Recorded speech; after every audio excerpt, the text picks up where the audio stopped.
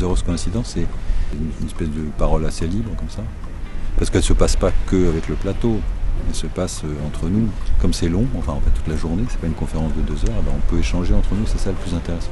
On a la jet set de l'architecture, de l'urbanisme, du paysage, de la lumière ici, et tout le monde, enfin, il n'y a pas de barrière, il n'y a pas de contraintes. Les gens discutent extrêmement simplement et librement. On voit bien qu'il y a une liberté de ton qui est extrêmement appréciable. Voilà. Donc non, c'est simple, c'est un moment simple, avec des gens qui se libèrent. C'est un événement à la fois très chaleureux, très amical et très intéressant sur le fond. Le croisement de ces expériences, c'est infiniment précieux quand on a un sujet de réflexion aussi important et difficile que la forme que la ville demain dans le monde va prendre, parce que c'est ça à peu près le sujet. Je trouve que c'est intéressant d'être à la fois dans un lieu qui produit local, mais qui est soucieuse du patrimoine, qui est soucieuse de la beauté, qui est mécène.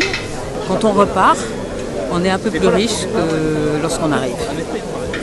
Ah, c'est complètement inspirant, oui. C'est comme aller voir une exposition pour moi.